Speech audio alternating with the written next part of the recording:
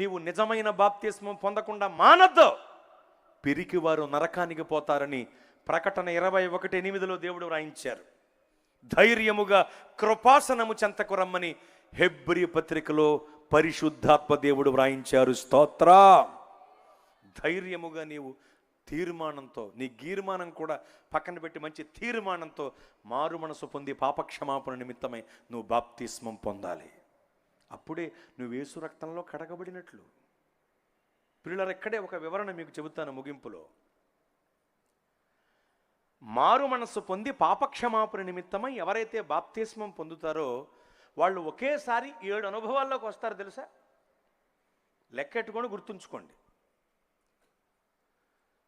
బాప్తిస్మము అనేటువంటి ఆ మాటకి 7 భాష్యాలు ఉన్నాయి వాక్యం ప్రకారం. 1, బాప్తిస్మము అంటే మన పాత రోత ప్రాచీన పాపపు స్వభావాన్ని పాతిపెట్టడం. 2, పునర్జన్మ సంబంధమైన స్నానము ద్వారా నూతనపరచబడటం. 3, నీటి మూలమున తిరిగి జన్మించటం. 4, క్రీస్తుని ధరించుకోవటం. 5, సంఘములో చేర్చబడి స్థిరమైన సభ్యత్వమునొందటం. 6, క్రీస్తుతో కూడా ఆయన మరణములో పాలు పంపులు పొంది సమాధిలో సమానానుభవాన్ని పొంది తిరిగి లేపబడటం. 7, యేసు రక్తములో కడుగబడటం. ఎప్పుడైతే మారు మనసు పొంది పాపక్షమాపణ నిమిత్తమై నీవు బాప్తిస్మం పొందుతావో ప్రభునామంలో ఒకేసారి 7 అనుభవాల్లోకి వస్తావు. ఒకేసారి 7 అనుభవాల్లోకి వస్తే 7వ మండలానికి చేరుకుంటావు. 7వ మండలమైన పరమండలానికి చేరుకుంటావు. ఇదంతా జరగాలి అంటే నీవు మారు మనసు పొంది పాపక్షమాపణ నిమిత్తమై బాప్తిస్మం పొందాలి.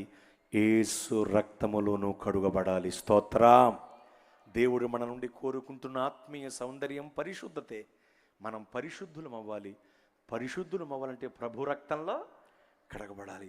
ప్రభు రక్తంలో కడుగబడాలంటే మారు మనసు పొంది పాపక్షమాపణ నిమిత్తమై బాప్తిస్మం పొందాలి. ప్రియులారా, యేసు రక్తంలో కడుగబడండి.